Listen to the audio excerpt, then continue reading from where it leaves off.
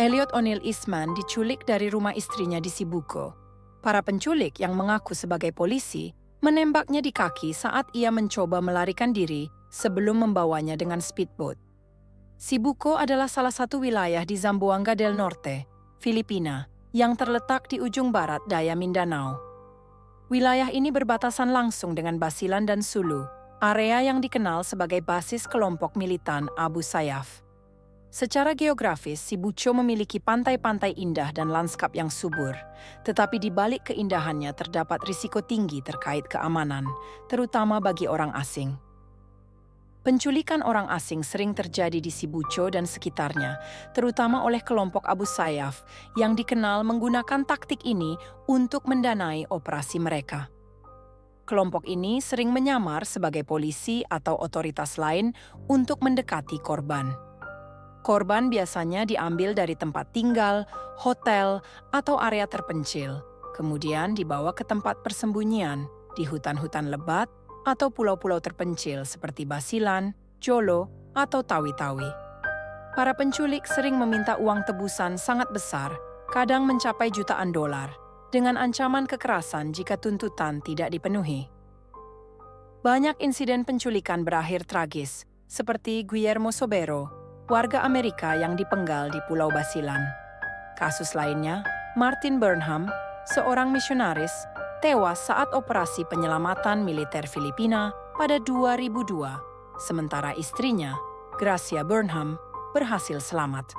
Operasi penyelamatan ini terjadi di hutan hujan dekat Sibuko, wilayah yang dikenal rawan dengan kejahatan penculikan dan aktivitas kelompok militan. Pemerintah Filipina telah meluncurkan berbagai operasi militer untuk menumpas kelompok-kelompok ini. Namun, medan yang sulit dan dukungan lokal terhadap militan membuat tugas ini menjadi sangat menantang. Tentara Filipina telah memperketat patroli di area rawan, tetapi ancaman tetap tinggi, terutama di daerah terpencil seperti Sibuko. Sebagai akibatnya, Sibuko dianggap sebagai salah satu tempat paling berbahaya di Filipina, khususnya bagi warga asing. Kehadiran orang asing seperti Elliot di Sibuko sering dianggap berisiko karena meningkatnya perhatian dari kelompok kriminal dan militan. Meskipun penduduk lokal sering menjalani kehidupan mereka dengan normal, banyak yang sadar akan bahaya yang terus-menerus mengintai di wilayah ini. Elliot bertemu dengan istrinya pada tahun 2023 saat dia berada di Filipina. Perkenalan mereka terjadi setelah hubungan sebelumnya dengan seorang wanita lokal dari Zamboanga City berakhir dengan penipuan. Setelah peristiwa itu, Elliot melanjutkan kehidupannya dan akhirnya menikahi istrinya. Mereka memulai hidup bersama di wilayah terpencil tersebut. Selama tinggal di Sibuko, Elliot menjalani kehidupan yang unik dengan membangun beberapa usaha kecil untuk mendukung kehidupannya. Dia membuka warung di tepi pantai yang menjual makanan ringan dan menawarkan layanan Wi-Fi, sebuah fasilitas yang cukup langka di area terpencil seperti itu. Selain itu, yang mengherankan dalam video YouTube-nya, Elliot menjalankan bisnis peminjaman uang dengan bunga, bisnis yang cukup beresiko mengingat kondisi keamanan dan ketidakstabilan ekonomi setempat. Elliot juga mengelola kanal YouTube yang mendokumentasikan kehidupannya di Sibuco, wilayah yang ia sebut sebagai zona merah. Melalui videonya, ia berbagi pengalaman hidup di daerah terpencil ini, termasuk tantangan sehari-hari seperti minimnya fasilitas dan rutinitas monoton, bertemu dengan orang yang sama. Ketakutan terhadap penculikan juga menjadi beban mental yang sering ia ungkapkan. Up and down the mountains and now I gotta hide because maybe it's a kidnapper. Bahkan, ia pernah mengalami kejadian buruk, seperti pencurian di warung kecilnya. Pencuri itu mengambil uang sebesar 300 peso atau sekitar $5. Walaupun jumlahnya tidak besar, kejadian itu membuatnya merasa tidak aman. Pada 17 Oktober 2024, Elliot diculik dari rumah istrinya di Sibuko, Zamboanga del Norte, Filipina. Penculikan Elliot pertama kali dilaporkan oleh mertuanya, Abdul Mali Hamsiran Jala. Dia mengatakan kepada polisi bahwa 4 pria berpakaian hitam dengan penutup wajah masuk paksa ke rumah Elliot. Elliot mencoba melawan dan melarikan diri sebelum ditembak di kaki dengan senapan. Para pelaku kemudian membawanya ke perahu putih dan melarikan diri ke laut. Keluarga Elliot berada dalam situasi penuh ketidakpastian dan berharap adanya permintaan tebusan yang bisa memberi mereka titik terang tentang nasibnya. Namun, absennya permintaan tebusan kali ini menambah kekhawatiran bahwa nasib Elliot mungkin lebih tragis. Upaya pencarian besar-besaran untuk menemukan Elliot dan para penculiknya telah mengarah pada penangkapan sejumlah tersangka. Dalam operasi yang dilakukan pada 12 November di wilayah selatan Filipina, 3 tersangka tewas dalam baku tembak dengan pihak kepolisian. FBI dilaporkan telah bekerja sama dengan otoritas Filipina untuk menyelidiki kasus ini. Pada tanggal 5 Desember, juru bicara polisi regional, Letnan Kolonel Ramonselio Sawan, mengatakan bahwa penyelidik menerima informasi dari kerabat salah satu tersangka yang mengungkapkan bahwa Elliot meninggal akibat luka tembak di paha dan perut saat berada di kapal penculiknya. Para penculik dilaporkan membuang tubuhnya ke laut setelah dia meninggal. Informasi ini kemudian dikonfirmasi oleh salah satu tersangka utama yang baru saja ditangkap, dan pernyataannya telah diserahkan kepada kejaksaan untuk proses hukum lebih lanjut. Penculikan Elliot Eastman, yang awalnya diduga melibatkan kelompok militan Abu Sayyaf, ternyata tidak terkait dengan mereka.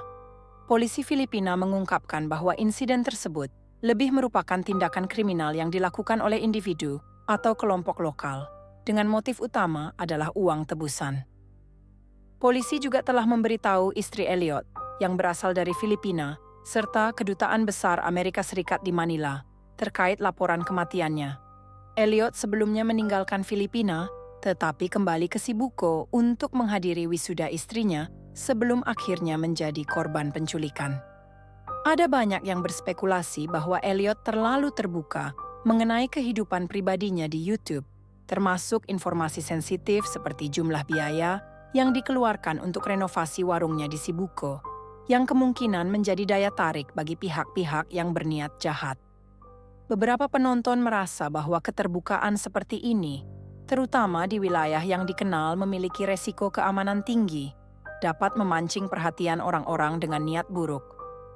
Elliot juga kerap membagikan lokasi spesifik, tempat ia tinggal dan aktivitas kesehariannya.